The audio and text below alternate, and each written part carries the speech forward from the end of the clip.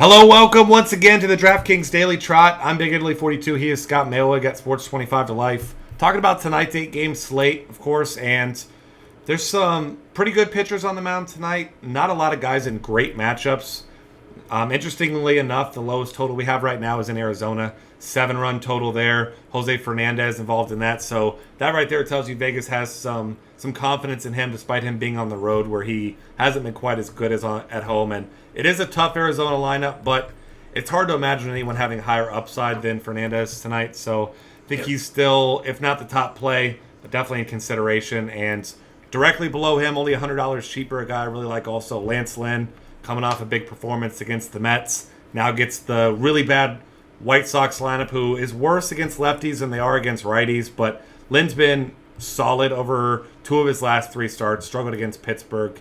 But went 6 innings, 1 earned run, 6 Ks against this White Sox team at home a couple weeks back. So I tend to think you got a pretty nice floor for your cash games in this matchup. Yeah, I feel pretty good about Lynn tonight as far as cash game plays go. I think Fernandez is probably the top play by a slight amount just because of the strikeout upside. That's probably where I'd lean in cash games on DraftKings just because of how valuable the strikeouts are there. I mean, Lynn's probably safer for sure, but I mean, for $100 more, there's just so much more upside in Fernandez, it feels like. Especially against an Arizona team that's been striking out quite a bit lately. The White Sox struggle, but they're not really a big strikeout team. They don't strike out nearly as much as some of these other bad offenses do. So while they're a great matchup for keeping the runs scored down, it's not really an ideal one for a massive game. The guy I like most as a GPP play today is Sonny Gray. He's looked really, really good recently. He struggled a little bit with some batted ball luck. Hasn't been quite the strikeout pitcher you'd want him to be, but I think he has a ton of upside today against a Toronto team that strikes out quite a bit. I believe he's the second biggest favorite on the board. I think he's only behind C.J. Wilson today, who's facing Minnesota, who we're going to get to next. But I like Gray quite a bit. I think he's going to be super low owned, which is going to leave him in a ton of my GPP lineups because I love having low owned pitchers with a lot of upside and what I actually think is probably the biggest upside on the board today. Toronto has a ton of right-handed hitters. Gray's been really tough on righties. It's at Oakland, which is a much better hitter's park than Toronto. I feel really good about Gray today also. Yeah, like you mentioned, I mean, only 241 WOP allowed to righties, so definitely in a good spot, especially with those hitters coming over to Oakland from Toronto. Yep. Definitely a good spot. And it's like you said, low ownership because he is more expensive than both the first guys we mentioned. So, as always, when Sonny Gray is expensive like that, his ownership is just way lower than it should be. All right, couple other options. An interesting tournament option is Anibal Sanchez. Seattle's been hitting the ball really well recently, really heating up. Sanchez, the guy who struggled with the long ball, but has only allowed 1 over his last 3 starts, so maybe he's starting to get it back together here. And we know he does have upside when he gets it going. I mean, he's had some big strikeout games, 11 strikeout game against Houston, had 9 against the Angels. Went complete game, 2-hitter against the Reds. So he's a guy that does have upside, but he doesn't come without risk facing a tough offense tonight. So I think, especially considering how well Seattle's been hitting recently, I think he'll be really low owned as well. Yeah, I think him and C.J. Wilson are in pretty similar spots today. I mean, Sanchez isn't quite as big a favorite, and Seattle's been hitting a little bit better than Minnesota. But as a lefty, I mean, you got to worry about Plouffe, who hits lefties really well. Dozier hits lefties really well. There's some guys in that Minnesota lineup that can really do some damage against lefties, despite their lineup not being all that intimidating as a whole most nights. I think both of those guys make interesting GPP plays. Despite the high money lines on those games, though, I don't feel great about them in cash games at those prices. I mean, they're probably 2 of the more likely guys to pick up wins in this one, but it just doesn't feel like a cash game play I want to make where they're not at a severe discount from a guy like Lynn or Fernandez or anything like that. And there's a couple other cheaper guys out here that I'll look at a little bit. Robbie Ray is an interesting one to me. He hasn't been like super good or anything, but facing a Miami team that I believe they have the second least home runs in the major league since Stanton went down. I think the Cubs were first in that category going into yesterday. Yeah. They had a couple yesterday, though. I think I just saw one go out there today as we're recording this, too. But Miami's offense isn't one that I'm going to be scared of. Ray's been, despite not being great, he's been really solid. He's got, I think, 16 plus DraftKings points in 6 of his last 7 games. He's been pitching 6-7 innings in most of them. I think he's averaging 6 2/3 over those same 7 games. His ERA is pretty low. He racked up 8 strikeouts last time out. He's been consistently in that 5-6 range. I think there's a lot to like there for 7,500. I don't think he's quite cheap enough that I'm just going to start throwing him into a ton of lineups, but I think he's a rock solid play in basically every format. Yeah, I'm completely with you there. Like we said, strangely enough, very low total in Arizona, which is very rare, 7 runs there. So obviously some faith in Robbie Ray as well, and I think he's in a fine spot. One more guy who's interesting, who has been very, very up and down, hasn't shown a whole lot of upside, and his price finally up. He was under $6K last time. Edison Volquez, $5,900, or I'm sorry, he was $59,000 I think last time, but $7,000.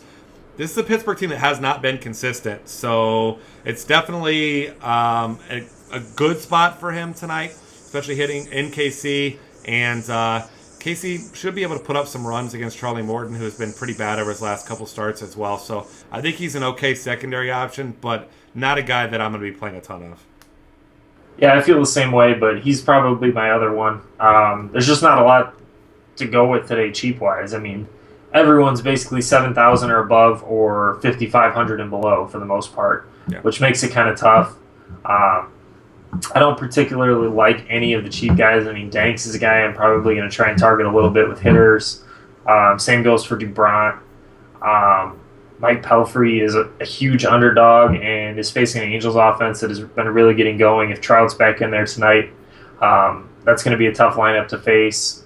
Montgomery got expensive. He's facing Detroit. I mean, I'm probably going to stick to the top guys that we talked about, probably those first 5 guys. Yeah, definitely for me too. I mean, there's just not a lot of other guys we have much faith in tonight. Catcher options, really like Brian McCann at $3,900 at home against Kevin Gausman, who, small sample size this season, but has struggled big time with lefties. So I think he's probably my top option at catcher. Josh Fegley, once again against a lefty, is a great tournament option at $3,400. And then if you want a cash game play, a guy who's just been hitting pretty well, doesn't have a ton of upside, but once again, like you said, we're trying to pick on John Danks. Cardinals should do a lot of damage tonight. Yadi Molina at $3,100 makes for a fine cash game option. Yeah, he's one of the guys I'll look at a little bit against Danks. The Cardinals' offense actually struggles quite a bit against lefties, so it makes this kind of a tricky matchup. It's not really a team you can stack. They have a decent amount of lefties in there. I think Molina's an okay play on the short slate at catcher just because there aren't a ton of other options. Vogt's facing a lefty in Dubront. McCann is a guy that I like quite a bit in Yankee Stadium against a righty in Gausman. That's probably the way I'm going to go for the most part. I don't mind Wieters at $2,900. I think that's kind of a cheap price, but I mean, he's been so much better hitting from the right side, and he's hitting from the left side so often right now that it's tough to pay anything for him, but $2,900 is awfully hard to argue with. Yeah, I think that's about as low as I'll go also. There's really just no cheap guys I feel any sort of confidence in tonight.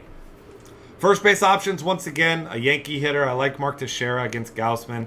Hard not to like Albert Pujols against Mike Pelfrey, who's struggled recently after a couple pretty good starts earlier in the season. But Pujols, once again, 2 hits last night. No home runs, but still solid production out of him as we have been getting. So you got to like him. Victor Martinez still seems way too cheap, especially against the lefty at $3,900. So I think he's my next option below Teixeira there.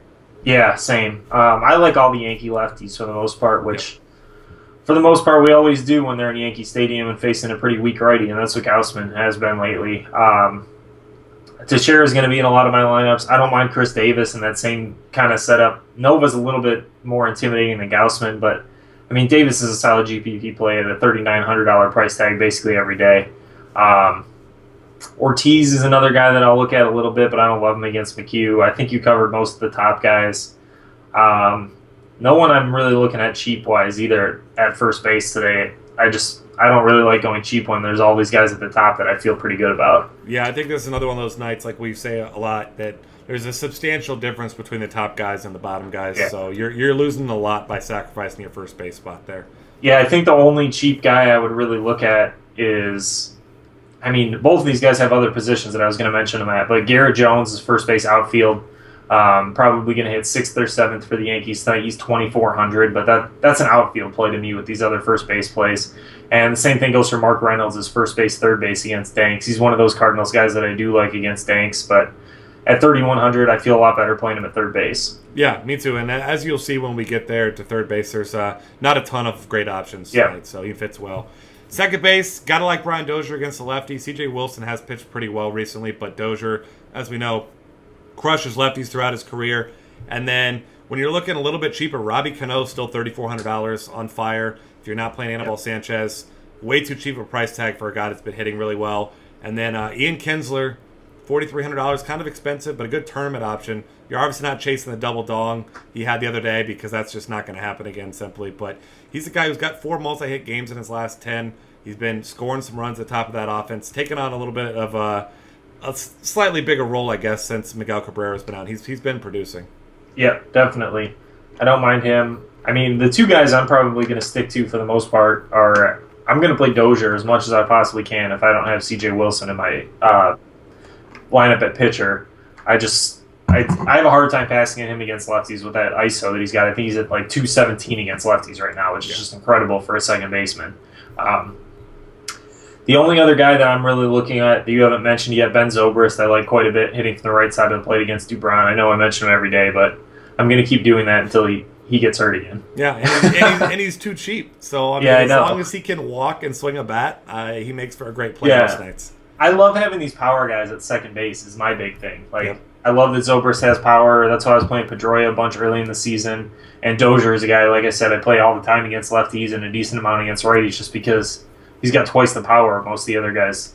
Yeah, so I mean, he gives you twice the floor and twice the ceiling as well. So definitely, I'm with you there. Dozier's got to be the top option. Not even really that close.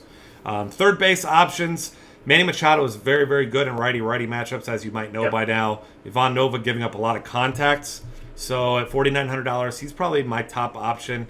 And another guy I really like, but he's kind of pricey, Mike Moustakas at $4,000 against Charlie Morton. Morton, as we know, good against righties, not so good against lefties. And then Kyle Seager, another Seattle bat that's hitting the ball well, that seems to be too cheap, is $3,400, so I like him as well.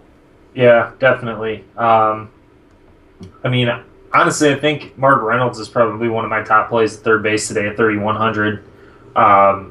That's where I'm going to look quite a bit.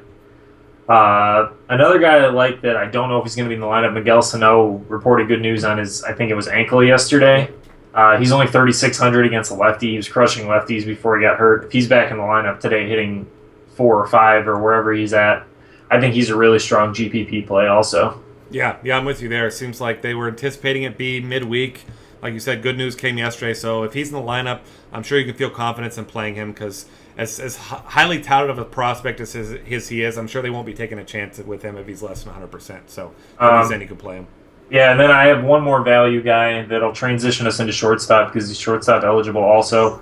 Tyler Saladino for the White Sox has hit second in the order 3 games in a row. He's 2,100. Obviously, he's facing Lynn. He's got home runs in each of the last 2 games. I mean, there's some upside there. I don't love the matchup with Lynn, but for 2,100 for a guy that's looks like he's scorching hot right now and hitting at the top of the White Sox lineup, I feel pretty good about him at that price at either one of these positions. More shortstop than third base probably, but I mean, he's just super cheap at both positions. Yeah, definitely help you stack up your lineup with some couple good pitchers and some big bats. Elsewhere at shortstop, you gotta love Johnny Peralta. I mean, I think he's easily the top play today at 4,300. Kills lefties. Danks, one of the worst, by far the worst in tonight's slate. One of the worst overall in the league against righties. 4,300. I mean, he's the guy I'm just going to go ahead and click into my cash games and just move on for the most part. Yeah, I mean, I'm not really looking at anyone else in terms of cash games. As far as GPPs go, I mean, maybe Hanley Ramirez at 4,000. Basically consider him every day when he's shortstop eligible. I like Saladino, like I mentioned. Those are probably going to be my 2 options, are Peralta and Saladino for cash games, whether I want to spend 4,300 or 2,100. Outside of that, there's no one else I really like very much. Yeah, I can see Jung Ho Kang has been hitting the ball pretty well, but Volquez has been an above-average pitcher for the most part, so tournament option just because he's been hitting well and gets a nice lineup spot tonight. All right, outfield options. Mike Trout should be back. He was listed as day-to-day, had some heel soreness. I can't imagine it's anything serious. No one seems to think that it is. So Obviously, you're playing him where you can today. Other options up near the top that you've got to really like, JD Martinez at 4,900, as you know, has some big-time upside. And then a guy that's far cheaper than I think he should be, really across the industry, Jacoby Ellsbury, $4,200. You mentioned Yankee lefties. We've been talking about a lot of them. And, I mean, it's hard to argue with he or Gardner, but if the $600 makes a difference, then I like Ellsbury a little bit more. Yeah, definitely. I mean, Holiday is another guy that's really, really cheap, 3,900. Yep. Against Danks. Hard to feel bad about it. I think he's going to be pretty heavily owned today. Outside of that, I think you named most of the other top guys. As far as cheaper guys go, I mentioned I like Garrett Jones.